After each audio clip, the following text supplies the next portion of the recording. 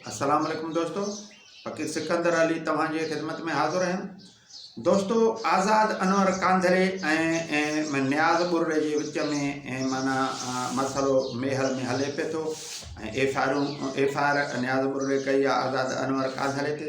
कल्ह मूं आज़ाद अनवर कांधड़े जी हिकु वीडियो माना फेसबुक ते ॿुधो, जंहिंजे ॿुधण जे करे मूंखे वॾो सदमो पहुतो, वॾी ॾुख जी ॻाल्हि मुंहिंजे ज़हन में माना अची वियो। छो त अहिड़ो अदीब पाण खे सॾाए थो ऐं अदीब माना कचियूं ॻाल्हियूं, कचियूं गारियूं, कचे लेवल सां ॻाल्हायो त मूंखे बि माना वॾो ॾुख थियो। छो त अदीब अहिड़ा मुहावरा, अहिड़ा लफ़्ज़, उहे लफ़्ज़नि जी मार ॾींदा आहिनि। अदब जे लेवल सां उन्हनि लफ़्ज़नि खे सहेरे ऐं उन्हनि मुहावरनि खे सहेरे, उन्हनि लफ़्ज़नि खे अहिड़े लेवल सां कलम बंदि करे ॻाल्हि कंदा आहिनि जीअं कची ॻाल्हि, कची गार बि ॼण चओ त आम माण्हू सम्झी न सघे, ऐं ख़ासि माण्हू ॾाहा ऐं जेके अदीब हुजनि उहे ई उन्हनि लफ़्ज़नि जे माना खे सम्झी सघनि, वरना ॿियो को बि न सम्झी सघे।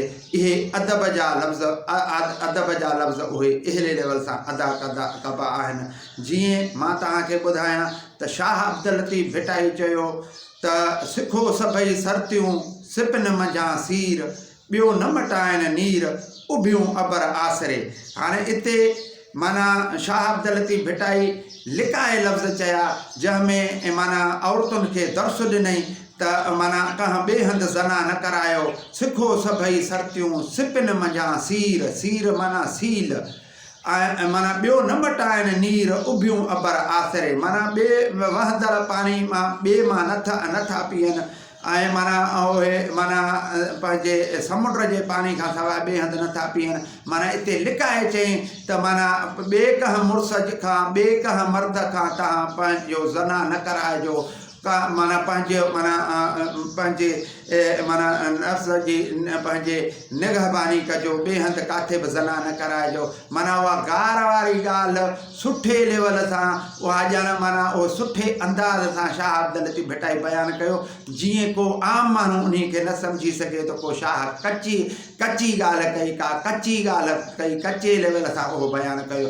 असली मसइलो ईअं आहे त मूंखे उन माना आज़ाद अनवर कांधड़े जेके माना लफ़्ज़ ॻाल्हाया त पंहिंजो न्याज़ू उर्फ़ न्याज़ बुरड़ो, मूंखे सम्झ में ईअं थो अचे त इहो न्याज़ू बुरड़ो बि हुनखे न सॾियो वेंदो आहे। मुंहिंजे महारत ऐं इल्म जे आधार ते मूंखे सम्झ में ईअं थो अचे।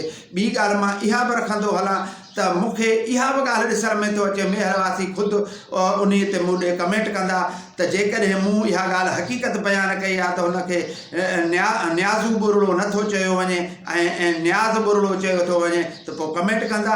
ॿी ॻाल्हि मूंखे इहा ॾिसण में थी अचे त कावश इक़बार जो मूंखे लॻे ईअं थो त हिन ओहिड़े लेवल सां सहाफ़त जो बि हक़ु अदा न कयो आहे। जेकॾहिं इहा मुंहिंजी ॻाल्हि सही हुजे त मेहरवासी वारा उहे मूंखे कमेंट कंदा त वाक़ई इहे ॿई ॻाल्हियूं सचियूं आहिनि। टीं ॻाल्हि ही त माना मां ईअं चवंदुसि त माना इल्म वारा, अदब वारा उहे ॻाल्हियूं अहिड़े लेवल सां सहेरे सुठे लेवल सां पेश कंदा आहिनि। उहे गार खे बि जीअं गार न रहे, को आम माण्हू न सम्झे, जीअं आम माण्हू को माना कची ॻाल्हि खे पके लेवल सां लिकाए, लफ़्ज़नि में लिकाए, ऐं लफ़्ज़नि जी महारत जीअं मौलवी मंतिक़ जे लेवल सां पंहिंजी ॻाल्हि ॿिए खे मञाईंदा आहिनि, तीअं ॾाहा ऐं अदीब पंहिंजी ॻाल्हि जेका कची ॻाल्हि हुजे उन खे पके लफ़्ज़नि में सहेरे ऐं उहे ॻाल्हि ॿिए जे आॾो रखंदा आहिनि। उन खे इल्मु ऐं अदब ऐं दानाही